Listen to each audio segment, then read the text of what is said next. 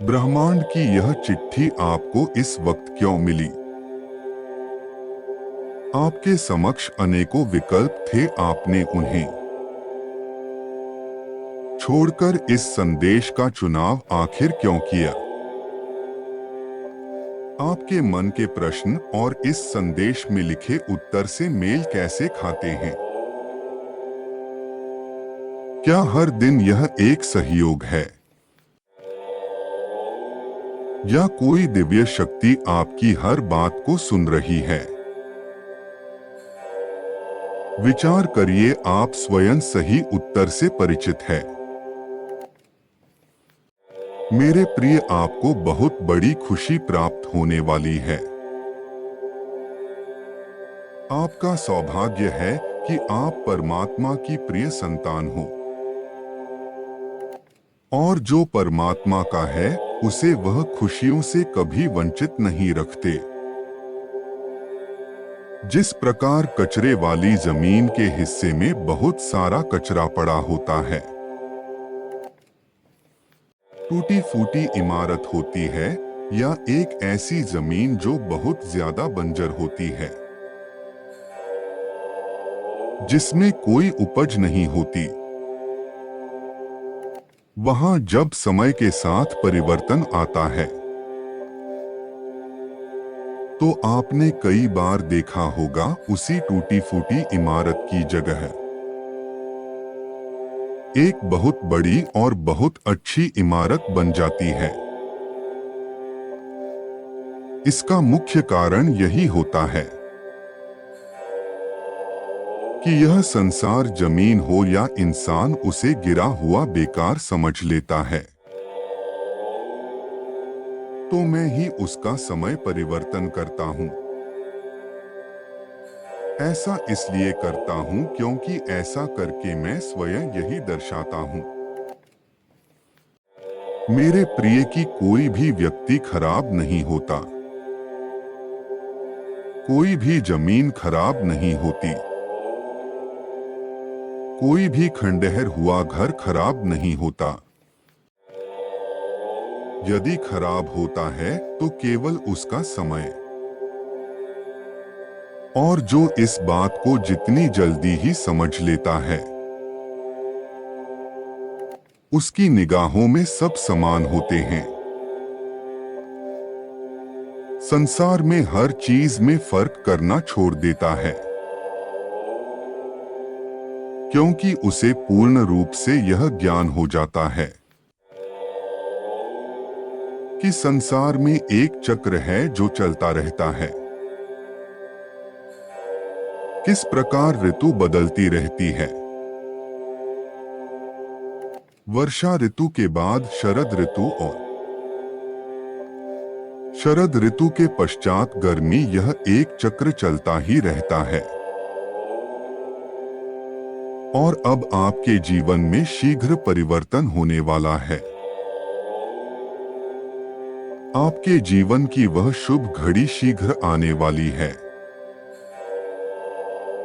जिस समय तुम्हारे जीवन की सबसे बड़ी चिंता का समाधान आज से कुछ दिनों बाद हो जाएगा। इसके लिए तुम कल सुबह प्रातः काल उठते ही सूर्य निकलने से पहले स्नान कर स्वच्छ वस्त्र धारण करो और अपने मन में विराजमान परमात्मा को पूर्ण विश्वास के साथ विनती अर्पित करो, आने वाले 11 दिनों में मुझे मेरी समस्या का समाधान मिल जाए। हे प्रभु, मेरे सभी कष्ट दूर करें, मेरी गलतियों को क्षमा करें, मुझे अभय दान दे, मैं आपसे विनती करता हूँ। मेरे जीवन को फिर से खुशहाल बना दे। यह प्रार्थना पूरे विश्वास के साथ परमात्मा को समर्पित कर दें। स्मरण रहे, आपको ऐसा विश्वास करना है, आने वाले दिनों में आपको सफल और सकारात्मक परिवर्तन दिखेंगे। जीवन में हर मुश्किल आसान हो जाएगी और आपको खुशियां प्राप्त होगी। जिनका विश्वास जितना प्रबल होता उसे उतनी ही जल्दी परिणाम दिखेंगे। विश्वास व्यक्ति और परमात्मा के बीच की वह डोर है जो उनके बीच की दूरी को कम कर देता है और एक साधारण व्यक्ति भी असाधारण प्रतिभा का धनी हो जाता है। मेरे प्रिय, शीघ्र ही आपके जीवन की समस्याओं का अंत होगा और जिस कामना के लिए आप दिन रात प्रार्थना कर रहे हैं वह आपको प्राप्त हो जाएगी।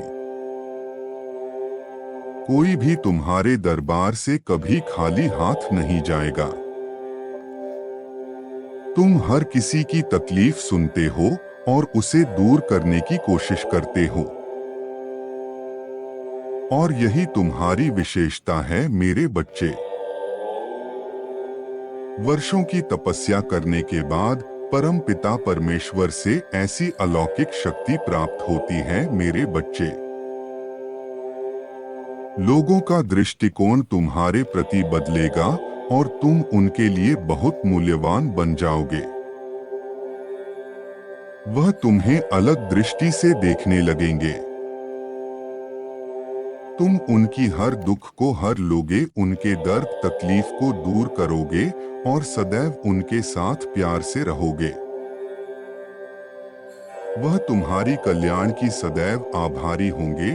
तुम्हें मिलने के लिए उन लोगों को एक लंबा इंतजार करना होगा। वह तुमसे मिलने के लिए तरसेंगे और तुम्हारा वक्त मांगेंगे ताकि तुम उनकी पीड़ा को सुनकर उनके दुखों का निवारण कर सको। इस सेवा से तुम अपने जीवन में बहुत बड़ा नाम कमाओगे और सबके दुखों का निवारण भी करोगे। तुम अपने जीवन काल में बहुत से लोगों को प्रेरित भी करोगे। तुम इतने महान और विख्यात हस्ती बनोगे कि तुम्हारे पास जो भी आएगा वह तुमसे कुछ पाकर ही जाएगा।